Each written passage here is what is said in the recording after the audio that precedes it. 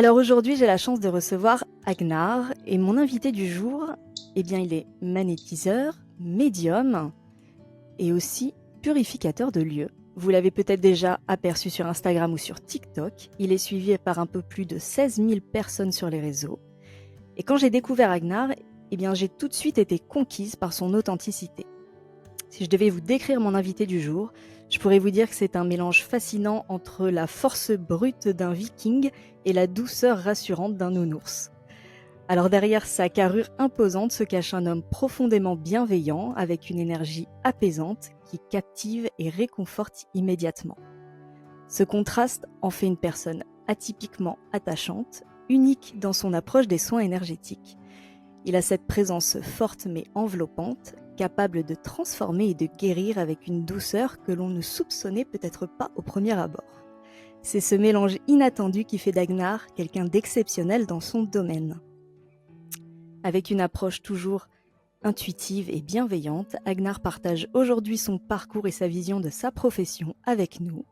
Comment est-ce qu'il a découvert ses dons? Comment est-ce qu'il les utilise pour aider les autres? Quelles sont ces pratiques qui lui paraissent essentielles pour mieux gérer nos propres énergies au quotidien? Autant de questions que nous aborderons dans cet échange captivant. Un épisode à ne pas manquer pour tous ceux qui s'intéressent au pouvoir de l'énergie et de la guérison spirituelle. Agnar, bonjour et merci infiniment d'être avec nous aujourd'hui. Alors, première Eh question, ben, est-ce que j'ai oui. bien résumé? Ouais, très bien, franchement, super. Tu m'as un peu saucé, mais ça me va, ça me va. Mais ouais, franchement, très bon résumé. J'ai pas grand-chose à dire. Donc, non, non, c'est top. C'est top. Ça me va. Ça va, en tout cas, j'ai mis le doigt sur les différentes pratiques que toi, tu mets en place dans ta profession, dans ta pratique quotidienne. Ouais, complètement. T'as visé juste, donc c'est parfait. Je Super. range juste mon téléphone. Tac. Mais moi, j'avais très hâte de te recevoir, Agnar, parce que tu rends mes lundis beaucoup plus doux avec tes petites méditations. Et c'est pas négligeable parce que le lundi, c'est jamais forcément facile. Et en tout cas, je sais que j'essaie ce petit sas le lundi soir où je fais ma petite méditation. Parce que tu accompagnes énormément sur les réseaux sociaux au quotidien aussi. Tu donnes beaucoup de tips sur justement ta pratique, ta vision du monde énergétique, de l'éveil, de même tes propres remises en question aussi parfois. Parce qu'en tant que professionnel, on en a aussi beaucoup et elles ne sont pas forcément, en tout cas, verbalisées.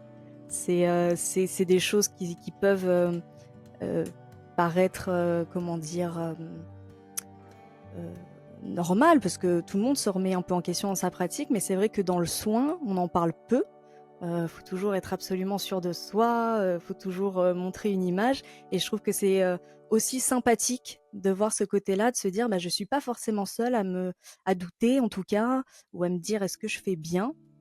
Et je trouve que tes vidéos dans ce sens, elles sont hyper enrichissantes. Voilà, je tenais à te le dire. Eh ben, je te remercie parce que c'est typiquement ce que je souhaite faire en fait avec mes vidéos. Parce que j'en avais marre de voir trop, alors pas de bienveillance, hein, mais trop de gens qui disent que tout est beau, tout est gentil, tout est génial, alors que ben pas du tout. Et le côté faux des réseaux sociaux m'exaspère et m'énerve parce qu'on te renvoie une image qui est biaisée en fait. Dans la vie, tu as forcément des moments où tu es heureux, des moments où tu es malheureux, des moments qui vont avec, des moments qui vont mieux. Et je trouve que c'est important de le partager parce que moi, j'ai eu une grosse désillusion quand je me suis lancé en tant qu'auto-entrepreneur. Et en fait, j'ai pris une claque dans la tronche, mais enfin même un plaquage de All Black parce que bah je m'attendais pas à ça en fait. Je savais pas que j'allais être aussi anxieux, aussi stressé. Et aussi peu à l'aise avec ma légitimité à faire. Et du coup, bah, si mes vidéos peuvent aider justement à freiner l'engouement euh, surréaliste qu'on peut avoir à se lancer, que ce soit dans l'ésotérique ou peu importe, hein, mais parce que moi j'avais un engouement qui était totalement utopique. Je me suis dit bah je vais me lancer, ça va fonctionner, ça va être trop bien, je vais pouvoir faire des pauses quand je veux. Ah non non non, je peux pas faire de pauses quand je veux en fait. Il y a plus de contraintes que quand t'es salarié. Alors ouais, quand t'es salarié, t'as le salaire qui est pas forcément ouf quand t'es au SMIC, mais t'as un salaire tous les mois et t'as 5 semaines de vacances. Certes, 5 semaines de vacances, c'est pas énorme, mais en tant qu'auto-entrepreneur, bah, au final, les 5 semaines, bah, moi, je prends une semaine par an. Donc voilà, au prorata, je me dis des fois, bah, le salariat, c'était pas trop mal. Bon, après, ce qui justement met une petite couche de confiture sur cette acidité, c'est que justement je fais quelque chose qui me plaît. Donc ça comble quand même bah, le fait de pas avoir un salaire fixe, le fait d'avoir moins de vacances. Et c'est vrai que bah, quand des fois j'ai pas envie de travailler une après-midi, eh ben je ne fais pas de consultation. Mais ça veut pas dire que je me mets en pause totalement, mais je vais plutôt travailler sur des prestations ou autres, mais quelque chose qui va me demander moins d'énergie. Oui, c'est qu'il y a une autre Et organisation en fait. Il y a ce qu'on voit, ce qui va être les séances qui est vraiment mise en avant, mais il y a aussi la gestion, toute l'organisation qu'il y a derrière après, en tant qu'entrepreneur, et comme tu dis, dans n'importe quel domaine, hein. Mais c'est une gestion administrative, c'est une gestion voilà, au niveau de tes rendez-vous, de préparation aussi, des séances futures. Et tout ça, c'est un truc qui est un petit peu invisible, on va dire, mais qui te prend énormément de temps aussi dans ta pratique, hein. ben, c'est exactement ça, et c'est pour ça que je le partage sur mes réseaux, parce que il faut bien prendre conscience que quand tu es auto-entrepreneur, tu vas effectivement faire un métier qui te plaît, mais tu vas faire des métiers qui ne te plaisent pas. Moi, faire de la comptabilité, ça me fait chier. Mais ça me fait chier. Faire de la communication, ça va parce que j'ai pris le pli.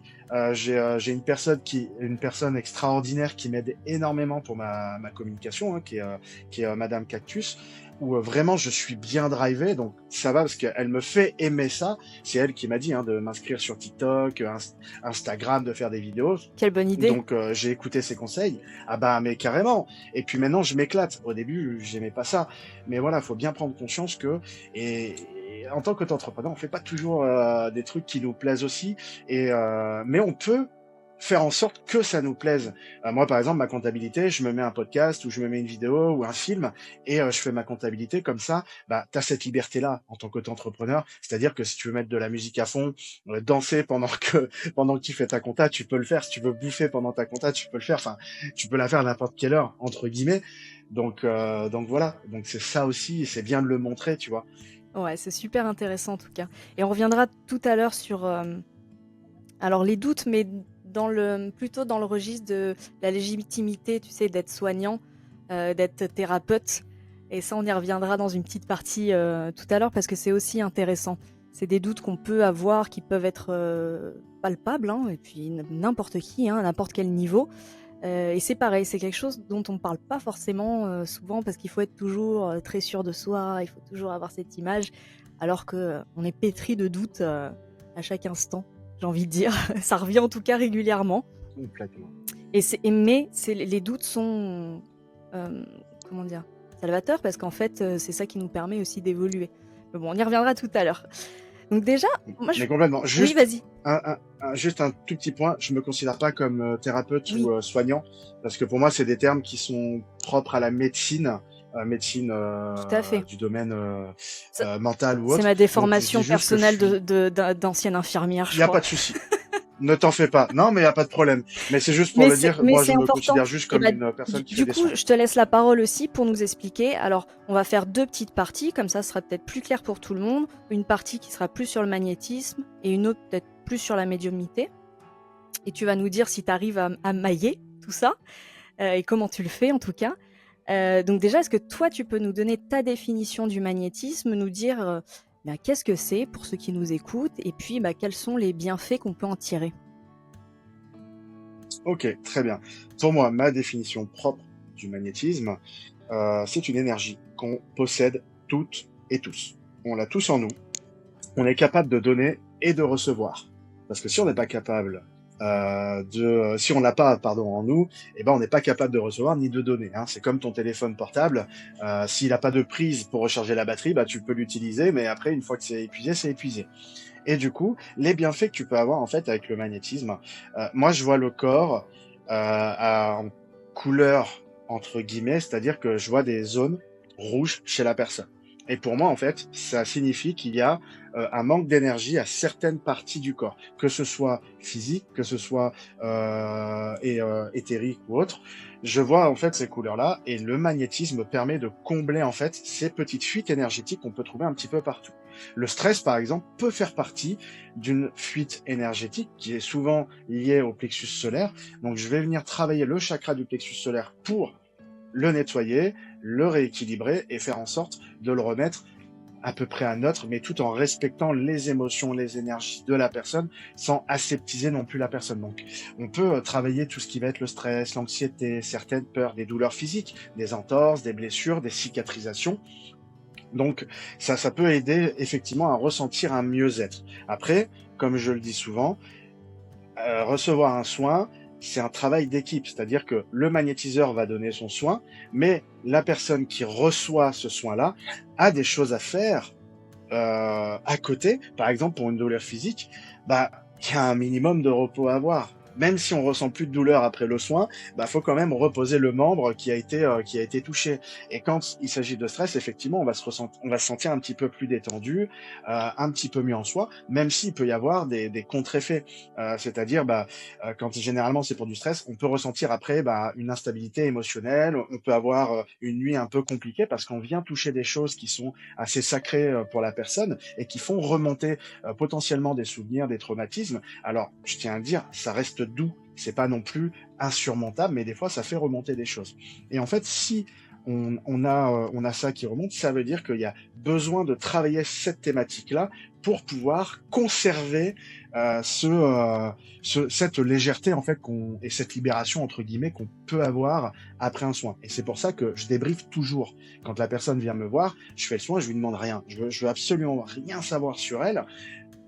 Mis à part si elle vient pour une douleur physique, c'est le seul truc que je veux savoir. Et si elle a un traitement médical ou quoi, hein, parce que c'est important que je le sache. Alors je vous dirai jamais d'arrêter votre traitement médical, parce que je ne suis pas médecin. Hein. Il y a que votre médecin qui peut attester de ça ou pas. Et du coup, je demande rien, je fais le soin et ensuite je débriefe et je dis bah voilà, j'ai ressenti ça et j'essaie de donner des axes d'amélioration. Je dis pas que mes conseils vont t'aider toi à t'améliorer et que tu vas avoir la clé, tu vas ouvrir la porte, tu vas dire ah putain c'est génial. Non, tu auras un travail à faire derrière et je reste en soutien si jamais il y a besoin par les réseaux sociaux. Donc tu peux m'envoyer un message privé après une séance pour me dire écoute Agnar, il y a ça, que je puisse au moins t'accompagner et pas que tu te sentes seul. Voilà. Donc, ma définition du magnétisme et comment moi je l'utilise. Oui, c'est ça, c'est comprendre qu'on est acteur quand même du soin. Il n'y a pas juste une histoire de réception et puis voilà, c'est magique, tout va bien. Et il y a quelque chose que tu as précisé qui est super important, je sais que tu le dis assez régulièrement, je le dis aussi en tant qu'hypnothérapeute, c'est que ce sont des accompagnements de complément aussi. C'est-à-dire que si vous avez quelque chose, évidemment, vous allez voir votre médecin en première intention, vous continuez vos traitements. Enfin, je veux dire, c'est super important quand même de le repréciser, parce que les gens parfois peuvent dire « Ah bah voilà, on va faire ça à la place d'eux ». Non, c'est des choses qui peuvent se compléter, qui se maillent ensemble. Hein. Complètement. Et c'est primordial de le rappeler. Et comme je dis, moi, je suis fâché avec le mot médecine alternative, médecine douce. Je me considère pas comme médecin. J'ai pas fait des études de médecine. Je ne connais pas le corps comme un médecin peut le connaître. Donc, je dis juste que je suis la petite branche en fait qui aide à justement trouver un mieux-être en soi et qui peut effectivement correspondre, enfin en tout cas pas correspondre mais être en lien avec un soin médical, de pouvoir soulager. Mais en aucun cas je fais ou je pratique de la médecine, ça c'est clair et net. Donc et je trouve que c'est important de le dire pour que les gens pour que ce soit clair en fait pour les gens, quoi. Oui, tu agis d'une autre façon en fait. Ça n'a rien à voir avec une Exactement. médecine traditionnelle, mais en tout cas, tu as un impact sur le corps, sur les émotions, sur ces différentes parties qui s'ajoutent et qui travaillent différemment pour apporter un mieux-être. Complètement, c'est exactement ça. Alors, moi, ce que je voudrais ajouter aussi, c'est que les soins énergétiques, en tout cas, ça existe depuis des milliers d'années. On en entend beaucoup parler. Je sais pas toi si tu as cette sensation-là. Moi, j'ai l'impression que voilà, c'est quelque chose. Il y a eu un espèce d'effet de mode là, il y a quelques années, où c'est vraiment arrivé. Alors, je sais pas si c'est les réseaux, si c'est les influenceurs. Je n'en sais rien. Je ne sais pas trop quel a été le déclencheur. Mais depuis quelques années, en tout cas, le bien-être, le mieux-être. Je pense que le Covid, il a beaucoup joué aussi parce que les gens, ils ont eu une espèce de décompensation énorme. Moi, je l'ai vu, je travaillais encore en psy à l'époque et on a eu énormément de consultations à cette période-là. Donc, c'est vrai que le bien-être, il est venu limite à la première place dans les rayons, dans les bouquins, dans voilà, l'ésotérisme. Après, hop, tout ça, c'est venu s'ajouter. Mais les soins énergétiques, en tout cas, ça fait des milliers d'années que ça existe. Ça existait déjà avec l'Ayurveda, avec les soins chamaniques, celtes. Enfin, je vais dire, c'est une pratique qui est très très ancienne. C'est pas quelque chose qui est arrivé là récemment qu'on a découvert comme ça, quoi. Ah mais complètement. Et oui, effectivement, il y a un effet de mode avec l'influence, certains influenceurs qui prônent justement les soins énergétiques, etc. Oui, il y a cet effet de mode. Et je trouve que c'est bien et en même temps c'est pas bien. Dans le sens où c'est bien parce que les gens s'ouvrent un petit peu plus, donc c'est super, mais c'est pas bien aussi parce que ça ouvre la porte un petit peu à tout et n'importe quoi. Aujourd'hui, si on regarde sur les réseaux, tout le monde peut s'autoproclamer magnétiseur, sorcière, médium, voyant, etc., etc., etc. Personnellement, moi, je suis complètement pour que ce soit bien plus cadré. Je suis entièrement pour parce que ça peut éviter effectivement tout type d'arnaque, de personnes qui peuvent profiter de la misère des autres, parce qu'on est quand même dans un domaine où on est en contact avec des gens qui souffrent.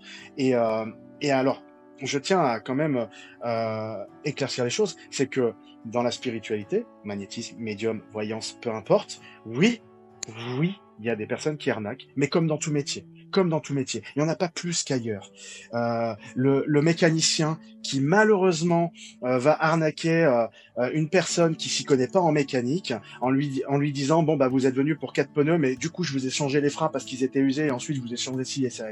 Ça arrive tous les jours et bien plus fréquemment que des personnes qui arnaquent dans la spiritualité. Donc j'aimerais juste rééquilibrer un petit peu les choses parce que j'en ai un petit peu marre que constamment ce qui rime avec spiritualité ce qui rime avec spiritualité c'est arnaque, fraude, secte, etc. Vous pensez ce que vous voulez, mais c'est comme dans tout métier. Et effectivement, cet effet de mode met beaucoup plus en lumière, malheureusement, les côtés négatifs que les côtés positifs. Parce qu'effectivement, il y a de tout. Et aujourd'hui, avec tout le savoir qu'il y a sur les réseaux sociaux, on peut vraiment s'auto-proclamer. Et c'est aussi pour ça qu'il y a ce problème de légitimité dans ce domaine-là, parce que c'est très peu cadré. Même s'il existe des écoles de magnétisme, des formations qui sont très qualitatives et qui aident justement à s'orienter, mais il y a quand même ce côté où c'est vrai que il n'y a pas de diplôme qui dit bon voilà effectivement tu peux faire ci, tu peux faire ça, même si je suis très fâché avec les diplômes. Enfin moi depuis tout petit je me suis dit je vois pas pourquoi je devrais avoir le bac et un papier qui me dit t'es capable de faire ce métier-là. Enfin voilà, bon mis à part pour un métier technique et très spécifique, hein, j'entends bien entendu, c'est bien d'avoir aussi une certification, mais voilà, bien pour resituer le truc. Mais je suis complètement d'accord avec toi. Et alors du coup, est-ce que toi, dans ta pratique, tu as senti justement avec cet effet de mode d'avoir plus de consultations ou finalement ça n'a pas changé grand-chose? Pour moi, ça n'a pas changé grand-chose. Je vais pas dire que j'ai vu que j'avais plus de consultations parce que je me suis lancé pendant le Covid, même si j'en faisais un peu avant. En gros, j'étais dans un CDI, ça se passait pas bien parce que j'étais pas en accord avec mon métier. La boîte, c'était super. J'ai eu un patron qui est mais extraordinaire enfin, je vais m'arrêter là parce que je vais être très émotif, trop émotif. Mais voilà, j'ai eu un patron extraordinaire. Et du coup, en fait, là où je vois que ça a changé, c'est que ça a changé les consultants qui viennent me voir. D'accord. C'est-à-dire que j'ai eu des personnes qui ont jamais fait de soins, etc., ou de séances de guidance, et qui venaient, pas forcément par curiosité, mais parce qu'ils se sentaient appelés, parce qu'ils avaient vu passer à la télé, ou un témoignage, ou un bouquin. Maintenant, on trouve des bouquins du bien-être au supermarché du coin. Avant, fallait aller dans des boutiques Mm. spécialisées, donc boutiques ésotériques, ou aller dans des Fnac, etc., aller dans le petit rayon spirituel, parce que c'était un tout petit rayon. Maintenant, t'as carrément euh, une salle dédiée au spirituel. Tu peux trouver des oracles de partout. Donc voilà. Moi, ce que j'ai remarqué, c'est plus en fait le type de personne qui vient, des personnes beaucoup moins connotation spirituelle et qui s'ouvrent. Et ce qui est génial, c'est que ces personnes-là, qui sont généralement terre à terre, eh bien, ne cherchent pas à être convaincus et ne cherchent pas à tester, parce qu'ils se disent de toute façon, j'ai essayé ci, j'ai essayé ça, je suis pas à ça près, donc si ça peut m'apporter quelque chose de plus, bah tant mieux. Si ça m'apporte rien, c'est pas grave, j'aurais essayé, j'aurais fait mon avis. Et moi, j'aime bien ces personnes-là d'ailleurs. Ouais, c'est super intéressant ce que tu nous dis. Il y a plus de primo-consultants en tout cas, et le regard a changé. Et comme tu dis, oui, maintenant il y a des gondoles énormes, ésotérisme. Enfin, je veux dire, ça s'est beaucoup démocratisé. On en voit dans les magazines, on en voit un peu partout. Et donc, ouais, les gens sont un peu plus ouverts en tout cas à l'idée que pourquoi pas. Et du coup, c'est chouette, ouais, ça te fait rencontrer justement des gens qui de prime abord seraient pas forcément plus attirés que ça par l'ésotérisme ou par le magnétisme, mais qui se lancent en n'ayant aucun frein, quoi. C'est ça qui est super, qui est intéressant. Exactement, Et je vais exactement. Et ils ont rebondir. pas Non, forcément, non, vas-y. oui, Vas-y, je t'en prie. et ils ont pas forcément d'attente en fait. Et c'est ça qui est bien. Quand vous allez faire un soin en magnétisme, c'est un conseil que je vous donne. Euh, ne vous attendez à rien, parce que si vous vous attendez à une transformation exceptionnelle, vous serez déçu. Si vous attendez à, moi c'est ce que j'explique des fois aux personnes qui viennent me voir et c'est la première fois, je leur dis bon alors je vais agir en magnétisme par apposition des mains au-dessus du corps. Je vous rassure, vous allez pas voler au-dessus de la table, il va pas y avoir des choses extraordinaires qui vont se passer, etc. Parce que c'est vrai en fait. Ne, ne, n'ayez pas d'attente, n'ayez pas d'attente. Allez-y si vous ressentez le besoin, bien entendu. C'est absolument pas obligatoire. Il faut pas oublier que un soin énergétique, on est, à mon sens, c'est mon propre avis, on n'est pas obligé de faire des soins en magnétisme, on n'est pas obligé d'aller vers ces choses parallèles si on n'en ressent pas le besoin. C'est pas une obligation pour aller mieux en soi. Donc voilà, je tiens vraiment à clarifier ça aussi. Et je fais une petite aparté justement parce que tu dis à mon sens, moi je le vois comme ça. Moi j'aime bien préciser aussi que tout ça en fait c'est des partages d'expériences mais que personne n'a vraiment la vérité absolue. Alors justement méfiez-vous de ceux qui sont hyper obtus, qui disent non mais c'est comme ça et c'est pas autrement. Alors effectivement il y a des concepts de base qui sont voilà avérés, on peut pas y échapper. Voilà il y a des choses concrète, mais après la pratique de chacun, les croyances de chacun, les perceptions de chacun font que tous les praticiens sont différents, mais personne n'a raison ou personne n'a tort en fait. Voilà, moi je trouve que c'est important de le dire parce que ça c'est un truc qui m'agace profondément, c'est quand on vend le truc en disant non mais c'est moi qui ai la vérité et puis il faut faire comme ça. Alors eux je crois que c'est les plus dangereux en fait, Ah oui, parce que pour moi, enfin, c'est ma conception après du soin, des énergies et de la spiritualité, c'est que de toute façon, chacun est différent. Donc chacun va apporter quelque chose de différent et que une pratique, c'est fait pour être adapté à la personne, autant au praticien que à celui qui reçoit. Donc il n'y a pas, si vous voulez, de mode d'emploi qui se suit à la lettre, qui est adapté à tout le monde. Alors ça aussi, rien n'est adapté à tout le monde. Au contraire, il faut justement faire en fonction d'eux. Ce qui va marcher pour un ne va pas forcément marcher pour l'autre non plus. Ça, je crois que je l'ai déjà dit, mais je préfère le redire. Et que voilà, Agnar par exemple, il nous donne lui sa définition du magnétisme, c'est comment il le vit, comment il le pratique. Et lui, il a raison dans ce qu'il dit parce qu'il le vit comme ça. Et demain, on va peut-être donner la parole à quelqu'un d'autre qui nous racontera sa propre version du magnétisme. Et ça sera OK aussi. Je sais pas toi comment tu le vois, mais moi je pense que c'est bien aussi de le dire, quoi, de dire ah mais non, moi j'ai déjà entendu ça, mais c'était pas dit comme ça. Ou bah oui, mais en fait personne n'a raison et personne n'a tort, je crois. ah mais franchement, tout ce que tu viens de dire, j'aurais pu te le dire avec les mêmes mots. parce que c'est exactement ce que je pense et c'est ce que je me tue à tout le temps dire. Quand je fais mes ateliers de magnétisme, je dis, je vous donne ma façon de faire, vous faites ce que vous voulez après, prenez, faites votre petite potion, votre tambouille. Si la bulle de protection ne vous parle pas, mais cassez-la, mettez autre chose, une armure, je m'en fous, mais faites selon vous, en fait, c'est ça le plus important. Et moi, ceux qui ont la science infuse, qui se disent, et ça m'arrive dans mes commentaires TikTok ou Instagram, non mais faut faire comme ci, faut faire comme ça. Mais frérot, détends-toi, si t'es aigri dans ta vie, c'est pas de ma faute. Bouffe un Kinder Bueno, ça va te rendre plus heureux. Le chocolat, c'est la vie, ça fait toujours du bien, même si ça fait prendre des kilos. Mais à un moment donné, déconnecte-toi de la pression que tu t'es mis à constamment vouloir tout savoir. On ne sait pas tout. Et ça, dans n'importe quel métier, un mécanicien, par exemple, j'en reviens encore à la mécanique, mais un mécanicien a une façon de procéder qu'un autre mécanicien n'aura pas la même façon de procéder. Et c'est complètement OK. Mais le boulot, il est fait, en fait. Donc c'est pour ça que j'insiste sur Et le puis fait de les dire, choses c'est ma évoluent, vision ta des choses. propre Si c'est pas pratique, la... si je te pose les mêmes questions dans 5 ans, j'en sais rien, bah peut-être que tes réponses, elles vont être différentes parce que tu auras évolué aussi, tu auras appris d'autres choses, tu auras pratiqué différemment, tu auras vu que tu as d'autres résultats qui sont peut-être meilleurs ou différents, en tout cas en fonction de ce que tu as mis en place. Et c'est OK aussi. Voilà, c'est pas parce qu'à l'instant T, on a donné une réponse qui, de toute façon, nous paraît correcte. Là, en soi, c'est notre vérité, là, au moment où on se parle. Mais voilà, si vous écoutez ce podcast dans 5 ans ou dans 6 ans et qu'on en a fait un autre et qu'on a dit quelque chose de différent, c'est normal parce que la vie évolue, les choses évoluent et que comme tu dis, bah, en fait, on apprend tout au long de la vie, quoi. On se forme hein, sans arrêt. Donc, bah, c'est ça qui est intéressant aussi parce que si on savait tout dès le départ, je veux dire, on s'ennuierait un petit peu. Mais surtout en spiritualité, en soins, enfin je veux dire, on peut apprendre, mais jusqu'à la fin, quoi. Je veux dire, il y a pas de limite dans les découvertes qu'on peut faire. Ah, mais complètement. Mais complètement. Et puis moi, quand je regarde mon parcours, ça fait quoi, 5, 6 ans que j'exerce, je crois, depuis 2019. Donc ouais, ça doit faire 5 ans, 6 ans. Bah, si je reprends mes débuts, mais j'avais absolument pas les mêmes discours que j'ai maintenant, j'avais pas la connaissance que j'ai maintenant.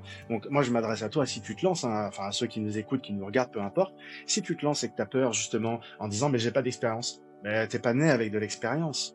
Donc crée-toi ton expérience. Et ouais, t'es légitime à faire. Et puis l'expérience, ça se crée à force de faire. Donc ouais, on n'a pas la science infuse. Oui, bah ça peut changer effectivement si on fait un podcast dans 5 ans. Ben, ça se trouve, je vais même me contredire, c'est possible. Parce que, bah, je vais rencontrer la personne avec qui je vais faire un soin et mon soin, je vais me rendre compte que, bah, ah, bah, mince, je peux mettre ça. Et du coup, ça annule ce que je faisais. C'est un apprentissage. De toute façon, on évolue comme nos capacités évoluent, comme tout évolue, le monde évolue. Et alors du coup, explique-nous, toi, bah alors dans ton parcours de vie, comment tu as découvert que tu avais cette capacité alors tu me disais, hein, le magnétisme, on en a tous, mais toi, bah, tu t'es rendu compte que tu avais quand même cette petite facilité, on va dire, à le développer. Est-ce que c'était Alors, vraiment comment je vais dire, un événement T, ou alors c'est une succession de petites choses qui ont fait que bah, ça s'est développé au fur et à mesure des années? Alors, je dirais pas que j'ai une facilité à développer. J'ai une facilité, par contre, à prendre conscience que j'en avais. Parce que bah, ma maman m'a toujours magnétisé quand j'étais enfant. J'ai toujours connu dire, bah, viens là, mon fils, je vais te faire un soin. Ok, si tu veux. Fais-moi tes chars à bois. Et en fait, à l'adolescence, je me suis rendu compte qu'il y avait quelque chose qui se passait. Et j'avais des souvenirs de mon enfance. Il faut savoir que je me rappelle de ma plus tendre enfance. C'est-à-dire que je me rappelle, pour vous dire, cette anecdote, je la raconte tout le temps dans le privé, mais là, je vais le dire. J'ai un souvenir de mon enfance où je suis dans mon landau, en train de faire une sieste. Je devais avoir peut-être 1 an, mais vraiment. Et je vois juste un avion passer et le ciel bleu. C'est tout. Et ça, je m'en rappelle comme si c'était hier. Je me rappelle de la fenêtre, je me rappelle de tout. Donc, c'est pour vous dire la mémoire que je peux avoir sur le long terme. Et du coup, bah, quand j'étais petit, en fait, pendant 6, 7 mois, je crois, je n'arrivais pas à dormir dans ma chambre. Je devais avoir 6, 7 ans. Et je dormais avec mon frère, dans le même lit que mon frère, parce que j'avais peur. Il y avait une dame qui me regardait. Et ma maman, pendant très longtemps, pendant cette période, elle m'a dit, mais non, il y a personne, il y a personne, il y a personne. Et à un moment, elle a décidé à vraiment m'écouter et à me dire, bon, effectivement, bah viens, on va la faire partir, etc. Donc elle m'a beaucoup drivé, à savoir que quand j'étais petit, c'était très problématique parce que je faisais des grosses crises d'angoisse liées à tout un tas de choses, des crises d'angoisse jusqu'à me taper la tête par terre sur le carrelage. Je l'ai vraiment fait. Donc pour vous situer le truc de oui, j'ai pris conscience très tôt qu'il y avait des choses. Ouais, j'ai pris conscience très tôt qu'il y avait quelque chose parce que des entités venaient en fait me parasiter la nuit, me dire que j'allais mourir, que mes parents allaient mourir, que mon frère allait mourir. Je faisais des rêves où je tuais ma famille. Enfin bref, des trucs complètement loufoques. Et du coup, bah en fait, tout ça après avoir discuté, avoir vu des choses sur la spiritualité, discuté avec ma sœur Sorine, avec ma cousine Perle, ma mère, etc. Bah, je me suis rendu compte en fait que bah effectivement, il y avait bien des choses qui me parasitaient jusqu'à des choses physiques qui sont arrivées dans ma chambre. Et vers l'âge de 15 ans, bah, je me suis dit, je sens qu'il se passe quelque chose dans mes mains. Donc en discutant avec ma maman, qui qui voulait me faire développer, mais elle voulait, enfin bref, c'est compliqué parce que elle aussi niveau légitimité à l'époque, c'était pas trop ça, mais du coup qui m'a quand même drivé, qui m'a expliqué des choses, et du coup bah je suis allé à tâtons, j'ai essayé par moi-même, etc. Et je me suis rendu compte qu'effectivement il se passait quelque chose. Et les gens, quand les gens de ma famille ou des amis, quand on se faisait des câlins, me disaient mais dans tes bras je me sens apaisé, je me sens bien. Quand tu rentres dans la pièce, tout est calme, etc. Donc je me suis dit bah, il y a peut-être quelque chose à faire, et je m'en suis servi. Et quand on me posait la question à l'école, qu'est-ce que tu veux faire plus tard? Bah moi je disais bah moi j'aimerais bien aider les autres. Bon bah ouais mais Agnar c'est pas un métier. Je fais ah bon C'est bah vague. je ouais c'est ça c'est ça. Et du coup bah je pense que je suis dans l'aide aux autres avec ce que je fais. Après je sais pas, mais en tout cas je suis aligné avec ce que je fais.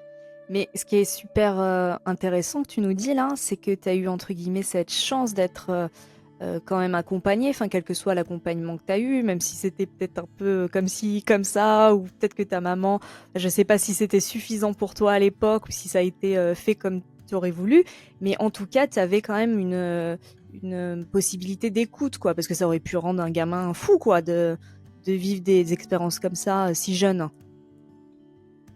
Ah bah, je te le confirme. Et après, ouais, à cette époque-là, c'était un peu maigre, mais j'ai compris en fait. Maintenant, j'ai compris pourquoi elle était assez évasive, parce que j'étais pas spécialement prêt. Et après, elle m'a pris sous son aile, et ça m'arrive des fois de l'appeler, maman, dis-moi comment faire ci, comment faire ça, et puis elle m'explique. Donc ouais, j'ai carrément de la chance d'être entouré, et c'est pour ça que je fais mes vidéos, et c'est pour ça que je donne énormément de conseils, et c'est pour ça en fait que j'essaie pardon d'être le plus transparent possible. Je sais pas si je suis transparent, enfin il y a forcément des choses que j'omis de dire ou que je ne dis pas, possiblement, mais c'est pour ça que je donne des conseils, parce que, ben, si je peux être, entre guillemets, l'oncle de bons conseils spirituels, bah moi ça me va en fait. Les conseils que je fais, je pourrais très bien faire une formation et donner les mêmes conseils. Après, si un jour je dois faire une formation, je l'appellerai peut-être pas formation, mais ce sera juste en fait la possibilité de pouvoir justement être proximité et de pouvoir répondre à des questions, de pouvoir échanger avec la personne et de suivre la personne. Moi, je vois la formation comme ça en tout cas, et pas simplement par le conseil, parce que le conseil, tu peux le donner, et c'est simple de donner un conseil. Mais bon, même si je suis très fâché moi avec le mot formation, parce que pour moi, c'est pas le bon terme qui me correspond. Mais voilà. Je comprends ce que tu veux dire. Et alors, donc tu as eu ce parcours là dans l'enfance où déjà, voilà, tu as eu des prémices. Tu nous as dit que tu avais eu un parcours après professionnel où tu étais dans une boîte, hein, c'était pas, voilà, t'as pas fait ça dès le départ.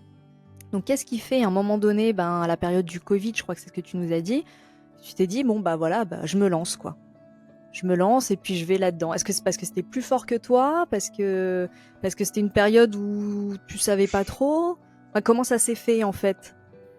Parce qu'il faut se lancer quand même, se mettre à Ben en son compte en fait, tant que magnétiseur, bien c'est sûr, pas non plus évident, quoi. On se dit pas du jour au lendemain, bon bah allez, je vais bien mettre une sûr. plaque devant chez moi et puis c'est bon, je prends en consultation, quoi. Bah oui, c'est sûr. Ben, tout simplement parce que je pense que j'étais à la limite d'un burn-out, hein, c'est très certainement, je sais pas, parce que je me suis pas fait diagnostiquer, donc je vais pas me faire un auto-diagnostic. Mais quand tu vas au boulot en reculant et que tu as envie de pleurer, et que le soir tu rentres chez toi, tu t'enfermes dans ta chambre et tu manges à peine, ben voilà. Encore une fois, mes conditions de travail étaient géniales, hein. Je tiens à le dire. C'est juste que le métier ne me plaisait Oui, pas et t'étais pas c'était aligné avec pas ce que en tu accord faisais. avec C'est moi-même. pas que le job n'était pas bon ou que Exactement. l'environnement Voilà. n'était pas bon. C'est juste que toi, t'étais pas dans ta mission de vie, on va dire ça comme ça. Mais Exactement. Et j'ai pas perdu de temps parce que j'ai fait des choses. Bah, j'ai été chargé de communication. C'est super pour mon boulot maintenant parce que du coup, je gère ma communication même si j'ai une aide à côté. Mais ce qui m'a vraiment fait prendre ce déclic-là, c'est que donc confinement arrive, etc. On me met en chômage partiel et du coup, ben j'ai la possibilité en fait de pouvoir exercer à mon compte entre guillemets euh, pour justement apprendre le magnétisme, faire des soins, etc. Et un appel m'a fait me lancer. C'est j'ai appelé mon père. Savoir que mon père avait une société. Bon, il a toujours une société, mais dans autre chose maintenant. Et du coup, je l'ai appelé et je lui ai dit, écoute, papa, je me sens prêt. Ça y est, là, c'est le bon moment. Il faut que je me lance. Et il m'a dit, bah, tu sais, mon fils, là, je vois ce que tu me dis et je ressens ce que tu me dis parce que j'ai l'impression que tu ressens exactement ce que moi j'ai ressenti quand j'ai lancé ma boîte. Et du coup, je vais te donner un conseil que mon père m'a donné. Euh, Et il m'a dit, maintenant, t'as pas le choix, il faut que tu le fasses. Et du coup, mon père, il m'a dit au téléphone, maintenant, mon fils, t'as pas le choix, là, il faut que tu le fasses. T'as plus le choix maintenant. Tu dois le faire. Et du coup, c'est ce qui a fait que je me suis lancé parce que cette phrase, en fait, elle résonne encore aujourd'hui, hein. Et c'est pour ces raisons-là que lorsque je doute, cette phrase revient parce que ouais, plein de fois, je me suis dit, c'est bon, allez, j'arrête, je ferme, je fais autre chose, je vais dans le salariat, je suis pas légitime à faire ce que je fais, ça fonctionne pas, ça fait pas ci, ça fait pas ça, alors que ça fonctionne, tu vois. Mais et du coup, il y a cette voix en fait qui résonne tous les jours. C'est aujourd'hui, t'as pas le choix, tu dois le faire, faut que tu le fasses. C'est comme ça, t'as plus le choix maintenant. Tu dois avancer. Et enfin, j'ai la chance parce que mon père, c'est le papa conseil, quoi. Il a toujours le bon conseil, toujours la bonne écoute. J'ai une maman, c'est pareil. Enfin, j'ai des parents, mais formidables, qui ont fait, mais leur mieux pour moi. J'aurais pu très, très mal finir. Vraiment, j'ai eu une adolescence très difficile. Mais j'ai de la chance parce qu'ils ont toujours cru en moi. Et c'est ce qui a fait que je me suis lancé aujourd'hui parce que le fait de sentir que des personnes croient en toi, mais putain, c'est même plus un escabeau, c'est un escalator. C'est tu te sens porté et tu te sens vibrer. Et du coup, j'ai dit, OK, j'ai pas le choix. Et dans les moments difficiles, je me répéterai cette phrase, j'ai pas le choix, je dois le faire, j'ai pas le choix. Et ça fonctionne. Et effectivement, c'est ce qui m'a fait me lancer. Et ouais, j'ai eu très peur. Ouais, j'ai passé des nuits blanches, des doutes. Comme je vous dis, à tout couper, à tout arrêter et dire ouais, je suis pas fait pour, je suis pas légitime à faire ça. Mais si en fait, si tu le fais pas, comment tu peux savoir que t'es légitime ou pas si tu le fais pas? Donc tu fais, tu vois ce que ça donne. Si ça fonctionne pas, c'est pas grave, t'auras appris, tu feras autre chose, on s'en fout. Mais voilà. Donc si il y a des personnes qui écoutent ça et qui sont prêts à se lancer, qui ressentent au fond d'eux qu'ils sont prêts à se lancer, je vous le donne ce conseil. Faites-le, t'as pas le choix, fais-le, vas-y fonce. ouais, ne pas rester avec des regrets en plus, des et si, des interrogations, de se dire ah mais là, comme tu dis, hein, c'est plus facile, hein, c'est sûr d'avoir un job où t'as ta paye à la fin du mois. Bon, t'es pas hyper, comment dire, comblé parce que voilà, c'est pas la panacée. Mais bon, t'es tranquille quoi. Et en fait, ça n'a rien à voir. Quand tu commences à mettre le pied dans le vide, parce que c'est ça en fait, c'est la foi quoi. La foi de se dire, écoute, je vais le faire. Et puis, parce que tu peux avoir deux voies en fait. Enfin, moi je prends ça comme ça. Tu peux avoir le et si ça fonctionne pas, et si mon truc il coule, et si je ramène pas assez d'argent, parce que voilà, on est dans une société aussi, il faut faire avec. Et effectivement, il y a des charges, il y a des choses à assumer. Alors on veut bien faire nos missions de vie, mais faut aussi composer avec tout ce qu'il y a autour quand même, hein. On est quand même dans un monde, la société est régie par l'argent et par subvenir à nos besoins, hein. On ne peut pas faire autrement pour le moment. Et c'est voilà, il y a cette voie-là qui peut dire et si ça marche pas, et si. Et t'as aussi un autre petit côté qui peut dire si ça fonctionne. Et si en fait ouais, j'aurais d'autres contraintes, comme tu disais tout à l'heure. Hein, l'entrepreneuriat, c'est pas forcément facile et rose tous les jours, mais si ça me comble plus, et si je suis plus heureux, et si finalement mon truc il fonctionne, et si je peux aider aussi, parce que c'est aussi ça, c'est que t'as vraiment là un espèce d'accomplissement de te dire, aujourd'hui, ma journée, j'ai fait le mieux possible en tout cas. J'espère avoir aidé des gens et déjà t'es aussi récompensé de ça, quoi. C'est super gratifiant, quoi. Alors on vit pas qu'avec la gratitude, hein. Faut, faut, J'aimerais bien. ouais, ça serait chouette, mais ça rajoute quand même une autre dimension dans ta vie, quoi. Ça n'a rien à voir. Donc, en tout cas, moi, je le vois comme ça. C'est vrai qu'on a deux possibilités. C'est ça qui fait qu'on est tiraillé par le doute aussi. Hein. C'est qu'on a ces deux petites voies-là. Et c'est essayer de pencher vers celle qui dit, vas-y, je le tente, quoi. Je le tente pour pas regretter, en fait. Ah mais complètement. Et t'as dit quelque chose qui résonne énormément en moi, de pas vivre avec des regrets. Comme on dit Big Flo et Oli dans une de leurs musiques, vaut mieux vivre avec des remords Avec des qu'avec des regrets, ouais. regrets. Et, ouais, parce que le regret, en fait, ça te renvoie dans ton passé, mais de la mauvaise manière. Moi, comme je dis, ton passé, c'est bien de t'en servir comme quelque chose qui te propulse, plus qu'un boulet, en fait, qui te tire vers le bas, parce que c'est ton passé qui fait ce que tu es aujourd'hui. Donc, si tu vois ton passé d'une manière négative, pose-toi les bonnes questions. Pourquoi tu es négatif aujourd'hui, en fait? Je dis pas que Attention, je dis pas que c'est la pensée facile ou quoi. Bien entendu, il y en a qui ont un passé mais extrêmement difficile. Mais des fois, quand j'écoute des vidéos de personnes qui qui ont eu une enfance très difficile, très compliquée, qui ont souffert et qui aujourd'hui ont réussi, je me dis si eux ils y arrivent, c'est parce qu'eux ils se sont servis de leur passé comme d'une échelle et pas, comme d'une échelle pour monter et pas comme une corde de pendu entre Mm. guillemets qui les asphyxie. Donc effectivement, si on, c'est important de prendre conscience de son passé, de regarder ce qu'on a construit en arrière, parce que le passé, c'est les fondations de notre futur et de notre présent.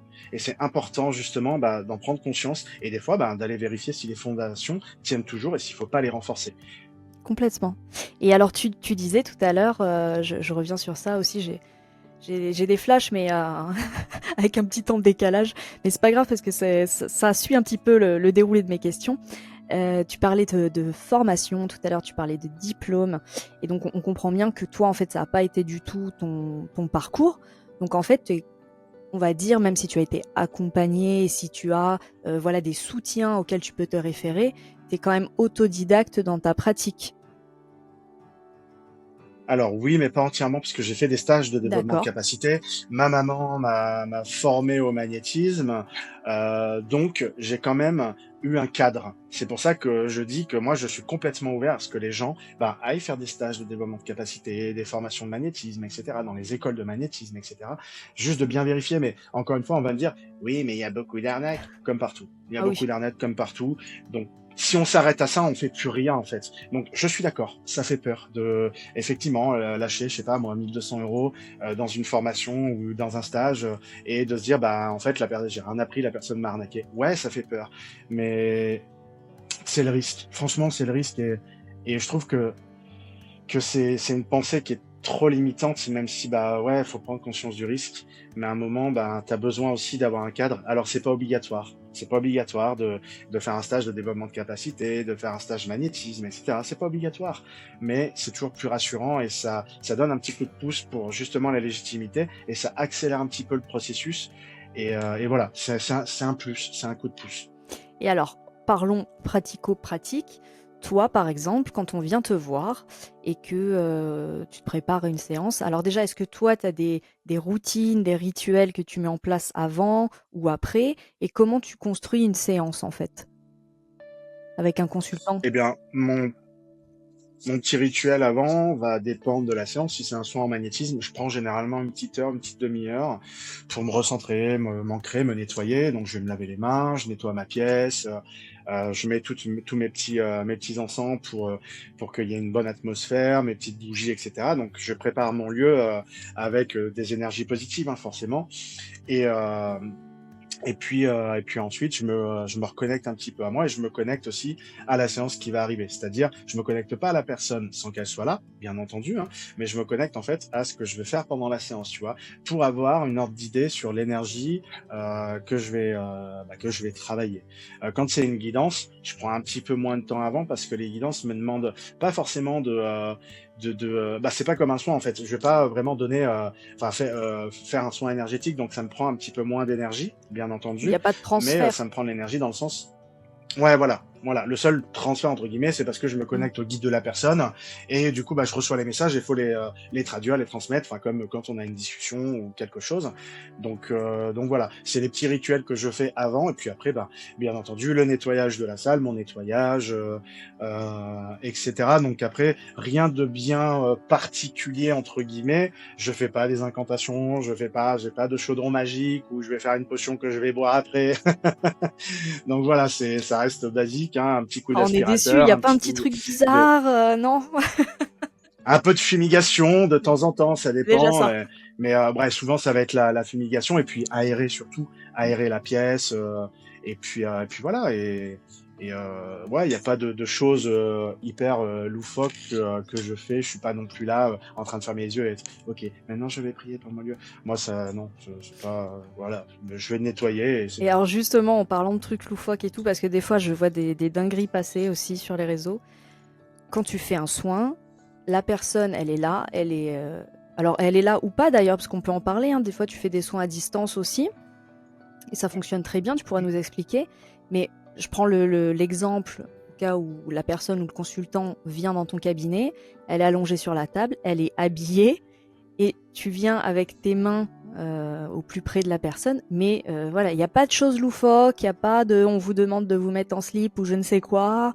Si vous Ah voyez non. ça, si vous entendez ça, fuyez quoi. Ah ouais, ouais, ouais, ouais. Non, non, restez habillés pour vos soins. Si vous demande de vous déshabiller, c'est non. La seule raison pour laquelle je vous demanderai de vous déshabiller, c'est si vous avez un gros Ouais. pull ou une grosse veste et que vous risquez d'avoir chaud. Mm. Donc là, je vous propose de soit l'enlever ou soit la garder. Vous faites ce que vous voulez. Même pour les chaussures, si la personne veut garder ses chaussures, mais garde tes chaussures. Moi, je m'en fiche. À partir du moment où il y a la personne, moi, ça me va. Elle n'est pas obligée d'être toute nue. Bien au contraire, je préfère que ce soit Ça gêne tout le habillé. monde en C'est fait. bien mieux. C'est ça, exactement. Et le seul truc que je demande, c'est d'enlever les bijoux. C'est tout. C'est le seul truc que je vais demander de retirer. Voilà. Donc non, pas de choses loufoques, pas de demande, Vous pouvez y aller sereinement, bizarres, quoi. tranquillement quoi. Voilà. Après, bien entendu, renseignez-vous en amont de la personne que vous allez voir, parce que tout le monde n'est pas safe, bien entendu, encore une fois. Et toi, Donc c'est pardon, important de se renseigner. je t'ai coupé. Oui. Tu demandes avant. On veut faire une consultation avec toi, par exemple. Tu demandes avant quelle est la problématique. Est-ce que tu commences un peu à voir ce que tu peux faire avant ou pas du tout? Ou on prend rendez-vous et Non, je demande puis... rien. Et est-ce que tu t'autorises? On prend Je voulais rendez-vous. aussi poser la question, est-ce que tu t'autorises parfois à dire, écoutez, non, là, je le sens pas, ou je peux pas vous prendre, ou... Ouais. Alors, moi, je demande pas de la problématique de la personne, juste la consultation qu'elle veut. Si, admettons, je sens qu'elle n'est pas claire dans ce qu'elle Hmm. veut et qu'elle me le dit très clairement, je lui dis, ok, résumez-moi très rapidement, sans forcément trop m'en dire, ce que vous souhaitez. Donc après, en fonction de sa réponse, je vais l'orienter vers un soin, vers une guidance, vers une déconnexion de liens, enfin peu importe, mais vers ce qui peut le plus lui parler, tout en lui demandant son approbation et en lui expliquant le déroulé. Parce que moi, mon but, c'est pas de faire payer la prestation la plus chère si c'est pas transcendant pour la personne, ça sert à rien. Donc voilà. Et j'ai oublié ta deuxième question. De refuser. Je crois que c'est ça que je t'ai demandé. Est-ce que tu Oui, t'autorises du coup ouais, à c'est dire, ça. bah écoutez, là je le sens pas, ou je sais pas, les énergies elles matchent pas. Enfin, moi je sais pas trop comment toi tu ressens ça, mais de se dire, écoutez, je préfère pas faire parce que là je crois que je vais pas être au top pour le faire, ou ça va pas être concluant, Ah tu oui. vois.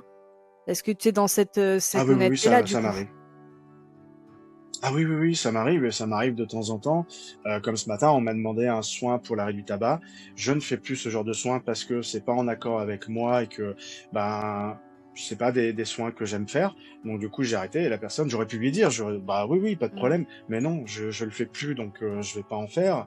Et des fois, ça m'arrive de dire à la personne, bah je sens qu'on n'est pas compatible, donc je préfère vous orienter vers quelqu'un d'autre plutôt que vous veniez faire une séance chez moi et que ce soit inconfortable pour vous et pour moi. Donc et ça m'est déjà arrivé que une personne passe le pas de la porte et on se rend compte tous les deux que ça va pas le faire et je dis bon bah on boit un café, on discute 5 minutes et puis on fait pas la séance, c'est pas grave. Ouais, ouais, mais du coup, moi je trouve que ça rajoute de la légitimité, de la crédibilité à ton travail parce que bah, c'est pas prendre à tout va pour faire et puis qu'importe le résultat, qu'importe. Parce qu'en fait, ça va être ni bénéfique pour celui qui consulte, ni pour toi dans ta pratique, quoi, au final.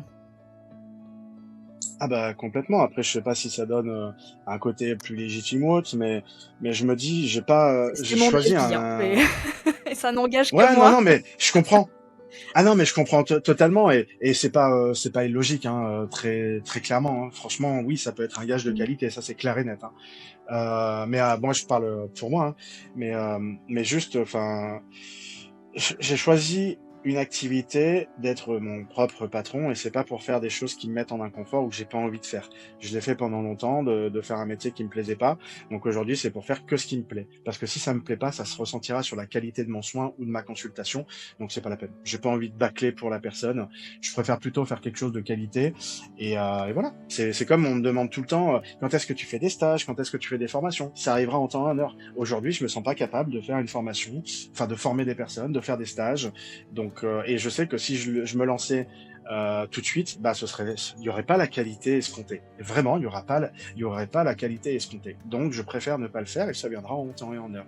Et j'ai pas encore, je pense, la légitimité de me dire, bah, je suis capable de driver un groupe de personnes vers leur développement à eux, même si je travaille sur une prestation qui va aller dans ce sens-là. Ce sera pas une formation, mais je travaille sur une prestation pour justement aider les personnes à se développer, mais ça viendra en temps et en heure.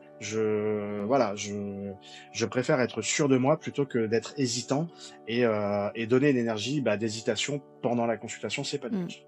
Ouais, complètement. Il faut que toi, déjà, ça soit raccord avec ton, comment dire, ton parcours du moment, en tout cas ce vers quoi tu t'orientes, ce vers quoi tu veux aller. Si là, sur le moment, tu sens que c'est pas forcément nécessaire que ce soit maintenant et qu'il vaut mieux attendre pour que ce soit mieux préparé, et puis que toi, tu sois prêt, quoi.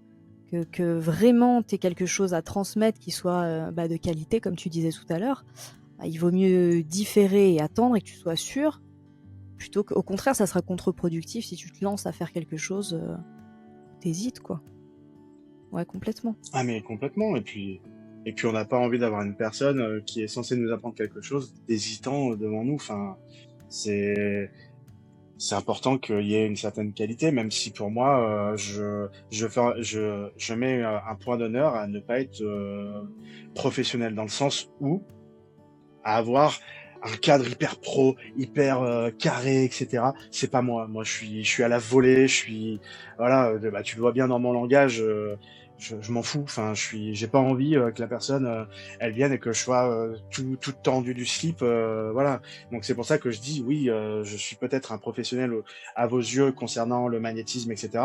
Mais avant tout, je suis juste un gars qui fait du magnétisme et de la médiumnité et qui essaie de transmettre. Voilà. Je suis pas quelqu'un qui est pro ou je sais pas quoi. Enfin bref, je sais pas comment expliquer, mais c'est pour ça que je mets un cadre, forcément, parce qu'il y a un cadre à mettre, mais je mets pas un cadre strict. Parce que je veux pas que les personnes et moi je veux pas me sentir restreint dans ce que je fais, dans ce que je dis. Bien entendu, hein, je fais en fonction de l'énergie de la personne.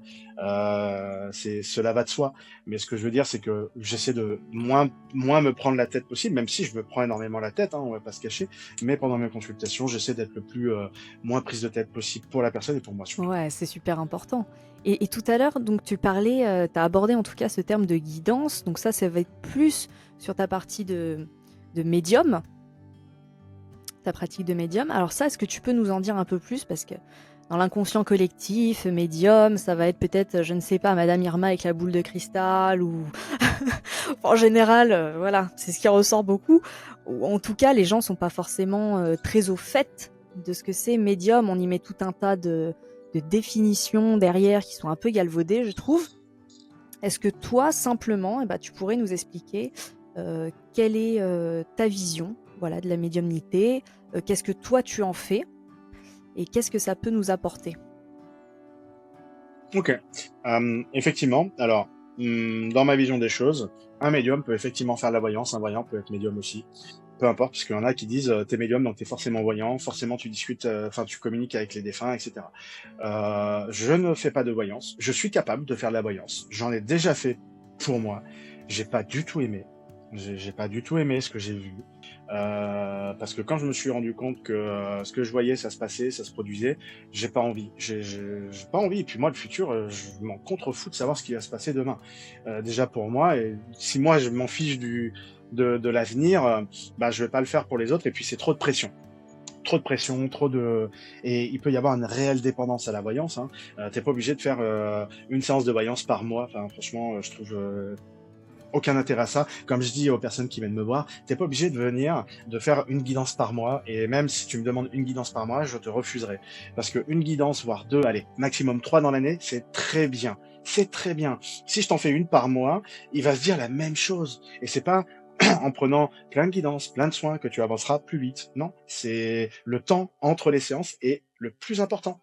Et du coup, pour moi, les guidances, c'est que je vais venir me connecter à tes guides pour justement pouvoir répondre à des problématiques du moment, à des questions, t'aider aussi toi à avoir un accès sur quoi travailler pour justement aller vers ton mieux-être en fait. Ça va vraiment être en gros une discussion avec tes guides. Ils vont passer par moi. Ils m'envoient généralement soit des images, soit des mots qui viennent comme ça que j'entends par-ci par-là et du coup j'arrive à construire des phrases, à décrire un petit peu ce que je vois, ce qu'ils me disent, etc. Et ensuite, moi, je te retransmets ça. Donc, t'es pas obligé de venir et de me dire avant, il se passe ça dans ma vie. Moi, je demande généralement que tu ne dises rien. Souvent, ce que je fais, c'est que j'explique mon procédé. Donc, je ne fais pas de voyance, je ne vais pas me connecter et faire de diagnostics médicaux. Donc, la santé, c'est non. Tout ce qui va être avec est-ce que je vais me marier, ça, je ne fais pas. La grossesse, je ne fais pas. Voilà. Donc, je mets le cadre. Et ensuite, je dis à la personne, si vous voulez me poser une question pour commencer la guidance, vous pouvez, parce que vous avez le droit de justement poser une première question pour orienter la guidance, même si je sais généralement avant sur quoi ça va à peu près porter, mais j'aime bien laisser le choix à la personne. Et puis après, on discute, elle pose ses questions, etc. Alors, je rassure les personnes qui veulent me consulter ou autres. Si vous n'avez pas de questions pendant la guidance, c'est pas grave. C'est absolument pas grave parce que les questions elles arrivent souvent après. Donc quand vous avez des questions après une de mes guidances, vous m'envoyez un petit message, je me reconnecte et j'essaie de vous donner les éléments de réponse. Donc voilà. Pour moi la guidance et médium t'es pas obligé de forcément communiquer avec les défunts, même si j'ai la capacité, mais pour le moment je ne me sens pas forcément apte et légitime à le faire parce que ma connexion est brouillée pour le moment avec les défunts. J'ai encore du mal, donc je vais pas proposer ce genre de prestations si je ne suis pas sûr encore une fois. Et puis voilà. Et là où par contre j'utilise cette communication défunt, entité, etc.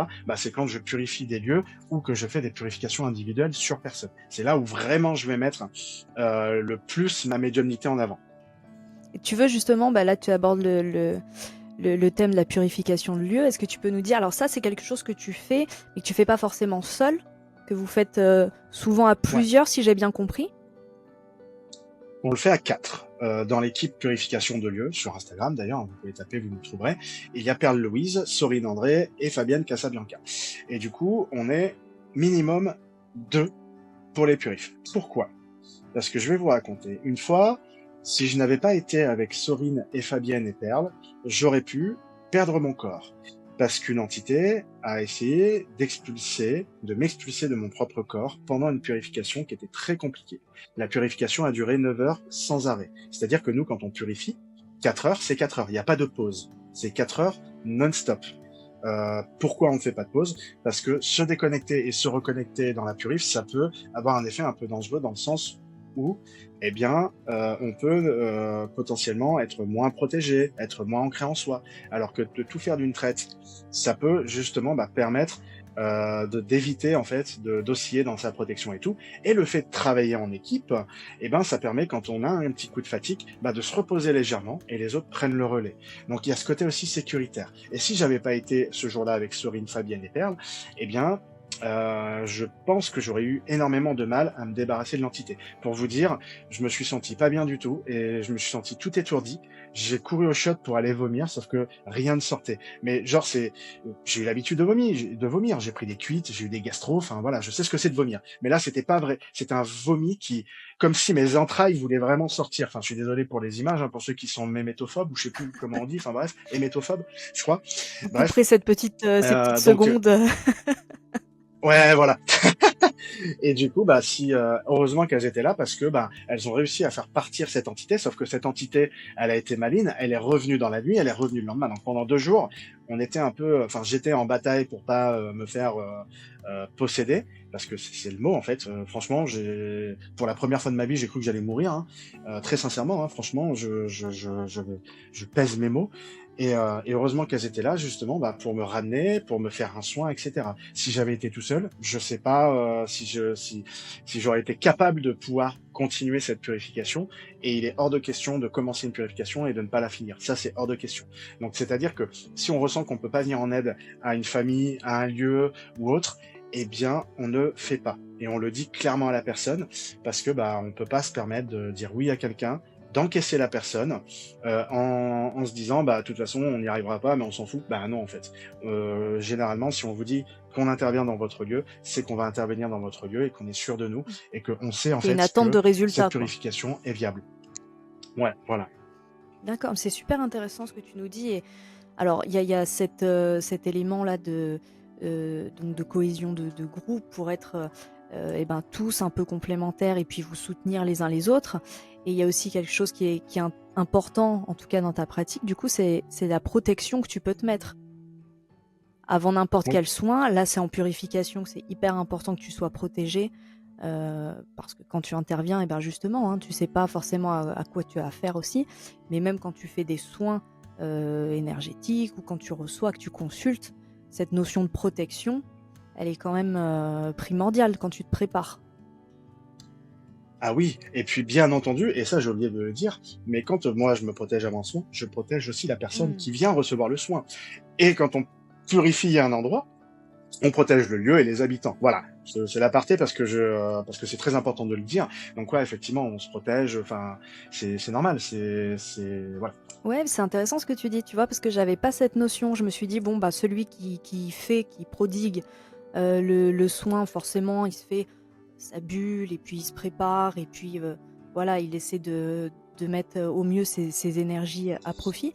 Mais j'avais pas, tu vois, cette notion de me dire, bah tiens, il protège l'autre aussi, ou il protège le lieu. Donc en fait, vous avez ouais, cette double action que vous mettez en place avant de commencer. En tout cas, toi, quand c'est dans des soins même individuels, tu le fais aussi, quoi. Ouais, c'est systématique. Je protège mon cabinet, je protège la personne, je me protège. Et quand je fais des purifs, enfin quand on fait des purifs, on protège les personnes. Généralement, on demande aux personnes de ne pas être chez elles, parce que comme ça peut secouer. Énergétiquement, ça peut secouer une purification. Alors bien entendu, il n'y a pas d'objets qui volent, de d'entités qu'on voit qui arrivent et qui font gna gna et qui soufflent partout. Non, il y a pas tout ça, mais en fait, ça peut secouer au niveau énergétique. Alors généralement, ça secoue les gens, ça leur donne la nausée, ils ont un inconfort, ils ont la tête qui tourne, etc., etc. Donc on leur demande bah, soit d'aller se promener ou soit au mieux, hein, s'ils peuvent ne pas être chez eux, sachant qu'on le fait à distance. Quand on le fait sur place, on demande à ce que les propriétaires restent sur place, bien entendu. Hein. Mais voilà, et comme ça, nous, ça nous permet aussi d'être sûr que les personnes qui viennent, enfin, chez qui on intervient, bah, puissent aussi ne pas ressentir des effets négatifs pendant la purification de lieux, même si elles sont loin de chez elles, parce que c'est pas parce qu'elles sont loin de chez elles qu'elles peuvent ne Mhm. pas ressentir, parce que forcément, elles ont un lien avec leur lieu d'habitation. Et donc, elles peuvent potentiellement ressentir par ce lien-là. Ouais, c'est intéressant ça. D'accord. Et donc quand vous faites, donc là tu dis vous faites soit dans le lieu et vous y êtes véritablement, soit à distance. Donc ça veut dire que c'est avec des photos que vous pratiquez. Enfin vous avez quand Ouais, même besoin d'avoir un, je sais pas moi, un support visuel, j'imagine. Donc les ouais, gens vous envoient des photos en ouais. fait. Généralement, on demande de nous envoyer les photos de toutes les pièces, même les D'accord. toilettes, même le grenier, l'extérieur, le jardin s'il y a un jardin, voilà, toutes les pièces ainsi que des photos des habitants pour que on puisse voir s'il y a besoin d'intervenir sur eux, de faire un soin, de purifier la personne, parce que ça peut arriver que des habitants soient accrochés par une entité. Donc oui, on utilise des photos parce que ça nous permet en fait de nous connecter au lieu qu'on va justement nettoyer. Super intéressant. Et alors les gens qui vous contactent comme ça, c'est parce que, alors vous avez compris que il y a les énergies qu'on a, nous, à nos propres corps, mais qu'il y a aussi les énergies qui nous entourent partout dans le monde, que ce soit votre lieu de vie, l'extérieur, vos petits animaux de compagnie aussi. Est-ce qu'on peut faire aussi des soins sur les animaux On l'a pas précisé, mais ça se fait aussi. Ouais, ouais, ouais, ouais. C'est même, Et c'est génial, ouais, c'est j'adore. même super intéressant. Mais du coup, oui, tout est énergie. Et donc, effectivement, c'est des gens qui ressentent un inconfort, en fait, chez eux. Enfin, comment on pourrait traduire le fait qu'ils ont besoin de vous consulter, du coup, pour nettoyer? C'est qu'ils sont mal, c'est qu'ils ressentent des choses qui sont, alors, du coup, pas leurs propres énergies, qui sentent qu'il y a quelque chose d'autre, en fait, de plus oppressant. Ouais, en fait, ils vont ressentir effectivement un inconfort chez eux. Il y a des personnes qui aussi peuvent avoir peur de rentrer Mm. chez eux. Par exemple, ils se rendent compte que ailleurs ils dorment super bien et quand ils dorment chez eux, ils font des cauchemars. C'est pas possible. Ils ont des terreurs nocturnes. Ils peuvent se sentir observés, des problèmes de fuite récurrentes, problèmes électriques, des ampoules qui claquent alors que l'ampoule elle est neuve quoi. Oh, je vais pas passer tout mon PEL sur les ampoules quoi. Donc, en fait, tout ça, des odeurs aussi, des odeurs nauséabondes. Petite anecdote, on était monté parce qu'à l'époque, on se déplaçait pour les purifs, on se déplace plus maintenant parce que on est 4 et on habite tous à des endroits différents. Donc, c'est très compliqué de faire de faire coïncider tous les agendas, même pour les purifs à distance, des fois c'est compliqué, donc on a beaucoup d'attentes. Et une fois, on était monté à Lille. Et aussi question de budget parce que il y a le déplacement, les nuits et sinon ça fait trop cher pour les gens quoi. Donc voilà, on n'est pas là non plus pour assommer. Et une fois on est monté du coup à Lille faire une purif chez des personnes et ils nous disaient putain on comprend pas dans nos chiottes ça pue c'est horrible. On a beau nettoyer mettre de la javel il y a toujours cette odeur horrible. Effectivement on arrive l'odeur assez nauséabonde dans les toilettes. Bon vous me direz les toilettes c'est voilà hein, c'est pas normal. Et une fois qu'on a fini de purifier on a réouvert les toilettes plus d'odeur. Plus d'odeur. Et les propriétaires nous avaient envoyé un message quelques semaines après en disant putain c'est incroyable, il y a plus d'odeur dans les toilettes. Et voilà, parce que après la purification, justement, ça a aidé à nettoyer ce qu'il y avait quelques entités, enfin quelque chose dans les toilettes. Je me rappelle plus exactement parce que c'était au tout début de purification de lieu, donc je me rappelle pas de tout. Mais voilà, donc ça peut des odeurs nauséabondes récurrentes peuvent expliquer potentiellement qu'il peut y avoir quelque chose. Alors je vous rassure, si vous sentez chez vous qu'il y a des fuites, des problèmes électriques, consultez d'abord un plombier, un électricien avant de faire appel à nous, parce que si ça se trouve c'est C'est juste le c'est tout qu'il y a à un l'égout, défaut en dans fait. l'électrique. Voilà, c'est ça. Faut toujours aussi pas oublier le côté rationnel. Voyez le rationnel avant. Si le rationnel, il n'y a pas de réponse, là, on peut aller voir vers l'ésotérisme. Mais l'ésotérisme n'est pas une réponse à tout. Parce que des fois, c'est le rationnel qui l'emporte. Et donc là, tu parlais pour le cas des purifications de lieux où c'est en termes d'organisation plus facile de faire à distance, mais toi aussi tu proposes des soins à distance. Est-ce que tu peux préciser que le fait que ce soit à distance n'enlève rien à l'efficacité des soins? Non, non, non. Non, non, non. Ça enlève rien à l'efficacité du soin. La seule chose pour les soins que ça change, c'est le fait que nous ne soyons pas ensemble. Donc les ressentis peuvent être un petit peu moindres, voire il est possible que tu ne ressentes rien, mais ça ne veut pas dire que ça fonctionne pas. Donc voilà, ça change pas grand-chose, mis à part si tu préfères être avec la personne, voir la personne, ce que je peux comprendre, parce que c'est beaucoup plus rassurant. Moi, c'est vrai que j'ai une préférence pour les soins en présentiel, mais je fais quand même des soins à distance parce que c'est important aussi de pouvoir faire pour des personnes qui ne peuvent pas se déplacer. Et il y a des personnes, vraiment, alors je sais pas pourquoi, mais qui veulent absolument que je leur fasse un soin, même s'ils sont à Perpète-les-Oies, et du coup, c'est pour ça que j'ouvre le distanciel. Super intéressant ça. Et alors dans ta pratique de médium à toi, est-ce que parfois, tu reçois des ressentis ou des messages, des guidances où tu te dis est-ce que vraiment ça je dois le dire? Est-ce que comment ça va être reçu? Est-ce que des fois tu te dis voilà, est-ce que c'est pas un peu trop violent? Enfin je sais pas, mais dans ce que tu peux Non, recevoir, je me dis pas ça. non jamais? Non, parce que en fait, les guides, s'ils ont quelque chose à dire, c'est qu'ils sentent que la personne est prête à entendre ce qui va être dit. Et je dédramatise la chose avant la consultation en disant que bah est-ce que la personne elle est prête à tout entendre? Généralement oui, parce qu'elle fait le choix de venir. Et bien sûr, je mets les formes. Si, enfin voilà, on est d'accord. Des fois, je leur dis bon bah les guides ils peuvent vous dire des choses qui peuvent vous contrarier. Bah c'est comme ça et c'est pas autrement. Et en fait, sur le moment tu peux être contrarié et quand tu rentres chez toi, tu peux te dire ah putain mais en fait ils avaient pas tort. Ok, parce que moi je voulais absolument qu'ils me répondent l'inverse, mais en fait ok j'ai compris. Donc c'est ça. Si les guides me disent quelque chose, bah, c'est que la personne elle est capable de recevoir le message qu'ils doivent dire. Et je vous rassure, ils sont pas là pour vous juger, ils sont pas là pour vous incriminer, pour vous punir ou quoi que ce soit. Ils sont là pour vous aider, point barre, et pour vous donner bah, des axes d'amélioration.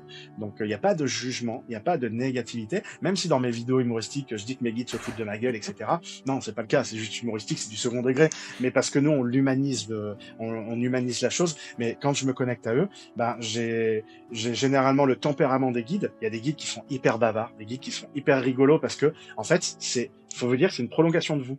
Donc le caractère que vous avez, ben, généralement les guides ont à peu près le même parce que ben c'est votre langage. Donc c'est pour ça, putain ça tombe bien en plus c'est ma vidéo de ce soir.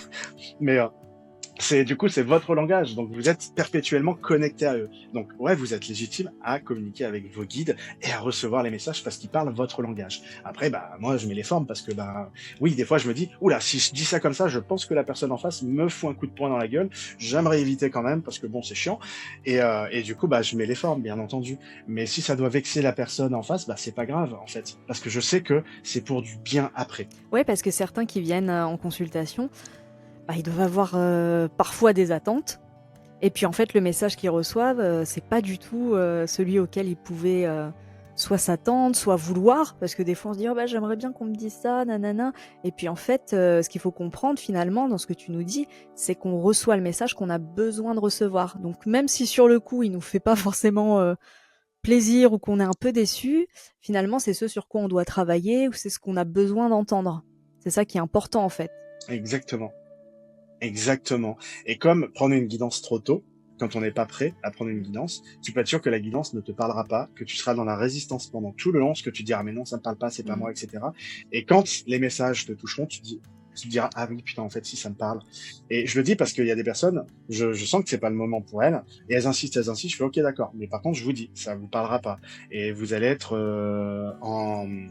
vous allez être en retrait par rapport à ça. Mais si vous voulez vraiment faire une guidance, on fait une guidance. Moi, il n'y a pas de souci. Mais alors, si ça me met pas en inconfort, si moi ça me met en inconfort, je dis non, parce que j'ai pas envie non plus de forcer le truc. Mais parce que si jamais je dis que c'est trop tôt, mais que les guides me disent ouais, mais c'est bon, elle veut sa guidance, on va lui donner, il n'y a pas de problème. Mais par contre, voilà, nous on prévient. Ça va développer. Donc voilà. Ouais, c'est ça. Mais oui, des fois, il y a des gens qui viennent et qui veulent absolument avoir cette réponse précise et qui ont l'inverse de la réponse. Et en fait, ils se disent, ah merde, ah, fait chier, ça me parle pas, non, je suis déçu et tout. Et après, en fait, quand ils réfléchissent, bah, ils comprennent pourquoi. Et ce qui est intéressant que tu dis tout à l'heure, parce que là, donc, on parle, toi, de tes capacités de médium, mais n'importe qui peut s'adresser à ces guides. C'est-à-dire que c'est pas parce que Oui, on n'a pas une clairaudience, une clairvoyance, n'importe quel don, on pourrait dire, spirituel, qu'on peut pas s'adresser à ces guides. On peut leur parler et souvent, enfin moi ce que je perçois, c'est que les gens se disent mais je sais pas comment faire tout ça. Et je sais pas quel est toi ton conseil. Moi je leur dis que qu'ils s'adressent à eux comme ils parleraient à n'importe qui en fait. Que et il n'y a pas de il n'y a pas de spécificité, il n'y a pas de choses particulières à faire, mais ils peuvent s'adresser et que le message, de toute façon, il est envoyé et qu'ils recevront une réponse sous n'importe quelle forme après que ce soit. bien sûr. Mais faut pas que vous oubliez que vous êtes un canal et que bah, les guides parlent votre langage et que si vous n'êtes pas capable de le recevoir par clairvoyance, clairaudience, bah c'est pas grave en fait. C'est parce que aujourd'hui vous êtes peut-être pas prête ou prêt, mais peut-être que demain vous le serez. Et en fait, oui, tout le monde a la capacité de parler à ses guides. C'est comme si toi tu avais des amis et que tu étais incapable de communiquer avec eux, que tu étais obligé de m'appeler pour que moi je puisse communiquer avec eux. Pourtant tu as des amis, ils sont là, tu sais qu'ils sont là, mais tu peux pas communiquer. Bah si, tu arrives à communiquer avec tes amis. Donc les guides, c'est pareil en fait. Plus tu vas te prendre la tête à essayer de communiquer avec eux, à trouver ta façon de communiquer en mode de dire c'est absolument, faut que je les vois, absolument, faut qu'ils parlent dans mon oreille. Mais en fait, tu seras dans le mental et tu seras pas vraiment dans la communication avec eux. Donc, si tu veux communiquer avec tes guides, lâche prise, pose tes questions et tu recevras tes réponses et demande les réponses que tu veux. Par exemple, je sais pas moi, tu veux dire est-ce que aujourd'hui ce que j'entreprends est-ce que ça va le faire ou est-ce que je dois arranger quelque chose. Si ça le fait, bah tu m'envoies je sais pas moi une je veux que tu me marques sur le journal que je vois le mot oui, ça fonctionnera, ne t'inquiète pas, un truc comme ça. Enfin, peu importe, je suis pas connecté donc je peux pas à vraiment faire une demande comme ça. Mais voilà, de bien préciser ta demande et surtout de la détailler le plus possible et de détailler ce que tu veux enfin pour que ça réponde oui à ta demande. Enfin, en gros, pour qu'il n'y ait pas Que le de, message soit clair je après, sais que la jamais réponse comment soit expliquer, adaptée, c'est quoi. chiant. Ouais, voilà, voilà, Et c'est pas ça, que la réponse soit d'ambiguïté adaptée à ta après de dire demande. ah bah oui mais j'ai Voilà, l'impression que j'ai reçu ça comme message mais je comprends pas trop ce que ça veut dire quoi. c'est ça, exactement.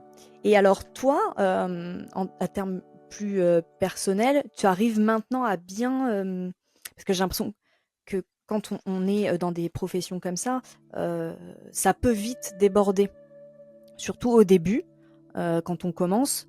Est-ce que toi maintenant tu arrives bien à cadrer, à dire non mais là c'est bon j'ai fait mes je sais pas moi 9h 18h 18h hop, c'est terminé, je ferme les portes, je ferme tout partout, quoi, dans ma tête, dans mon truc. Et là, ça y est, là, c'est ma vie perso.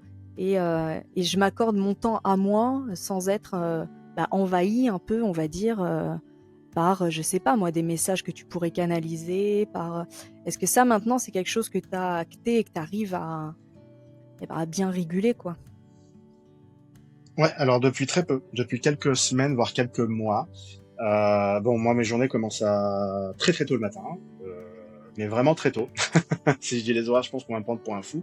Mais en gros, je commence à 4h30. Voilà, moi je me lève à 4h30, je vais faire mon sport et à 7h, 7h30, je commence à regarder les messages, les demandes de consultation et à 9h, je commence les consultations. Je ne commence pas avant parce que comme ça, moi je fais tout mon traitement avant et à 18h, et je prends plus de consultations. Et j'arrête vraiment ma journée à 20h. C'est-à-dire que avant 20h, je réponds encore aux demandes, aux questions, et après 20h, c'est moi. Il y a que moi qui compte, et ma famille, mes amis, peu importe. Mais voilà, donc maintenant, j'arrive à faire le distinguo, et à ne plus répondre à tout va. Avant, quand je me levais à 4h30, je répondais à 4h30. Mais je me disais, mais ça va pas la tête, tu te lèves à 4h30 pour avoir plus de temps pour toi, et faire ce que tu as envie, toi, et en plus tu travailles. Non, non, mais si tu continues comme ça, mon coco, dans 2 mois, t'es terminé, quoi. T'es complètement fatigué, Tu etc. tiendras pas, quoi. Donc ouais. Bah c'est ça. Donc ouais, j'arrive à cadrer. Même mon temps sur les réseaux sociaux, j'arrive de temps en temps à le cadrer. Bon, j'ai un peu de mal avec ça parce que bah c'est vrai qu'en tant qu'auto-entrepreneur, on est tout le temps dessus et c'est chiant parce que bah j'aimerais m'en détacher. J'essaie pardon de m'en détacher le plus possible, mais oui, je cadre énormément. Ouais.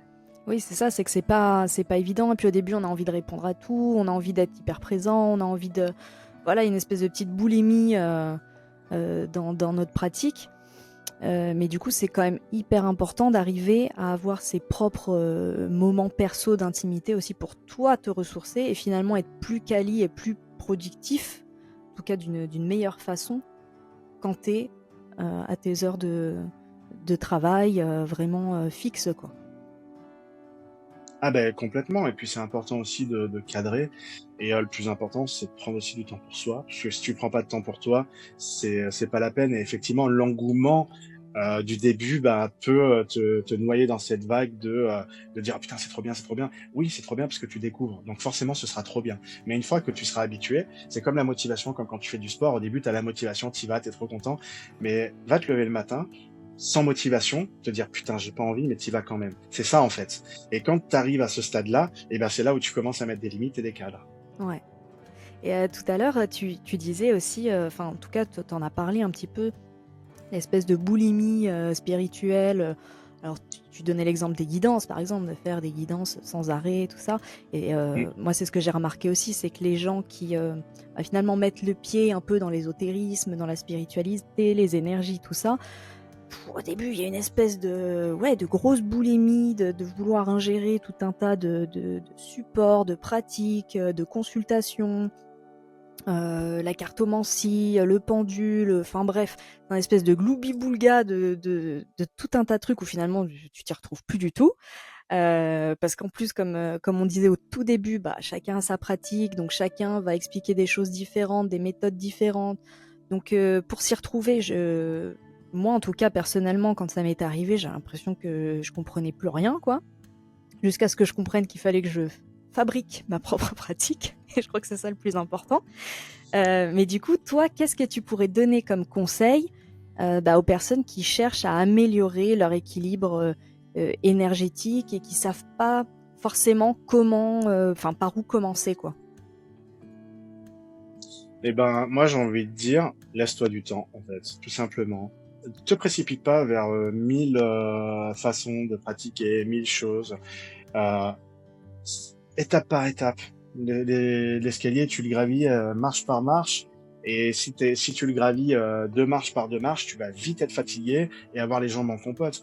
Donc, si tu sais pas où par où commencer, commence déjà juste par te renseigner simplement, écoutant des conférences, des conférences. Oh là là, ma Et dyslexie, des conférences. conférences, des conférences, des interviews de personnes à peu près sûres. Tu peux lire quelques bouquins, mais ne va pas non plus trop à la pêche, à la surinformation, à vouloir tout ingérer.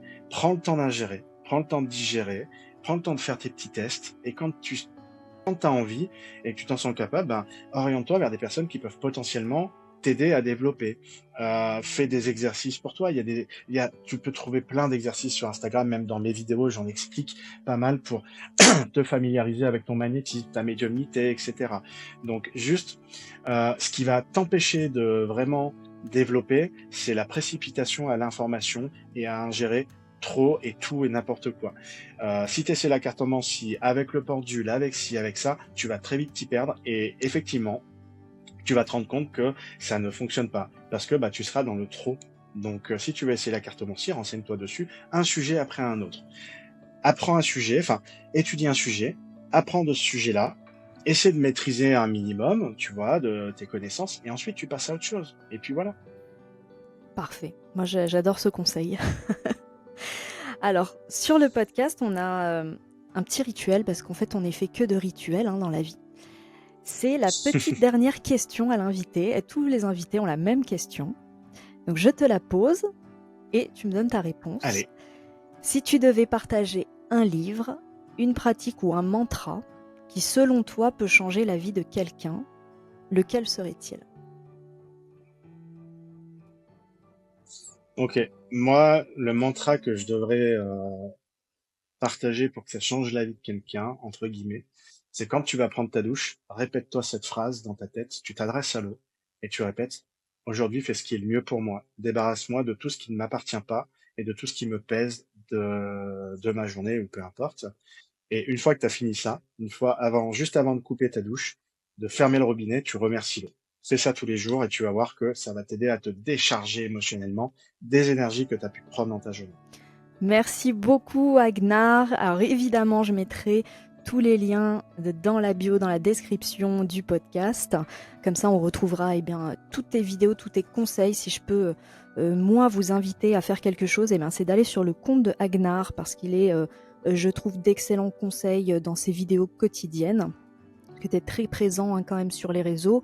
Et puis, tu nous partages beaucoup de petits tips. Alors, dans le magnétisme, mais pas que, dans la spiritualité en général, et puis dans l'éveil spirituel. Voilà, moi je trouve que c'est toujours très inspirant et très intéressant de t'écouter. Et je voulais te remercier vraiment chaleureusement d'avoir bien voulu participer à cet épisode spécial. Voilà, on a réussi à te découvrir, à découvrir ta pratique, et puis je suis sûre que ça va parler, ça va résonner dans le cœur de ceux qui vont nous écouter. Donc merci beaucoup à toi.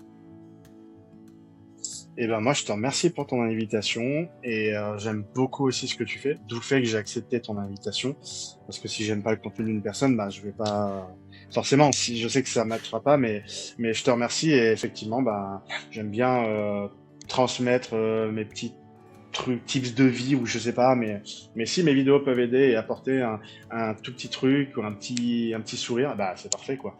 Donc voilà. Mais merci beaucoup et puis à tout bientôt. Et bah, à tout bientôt.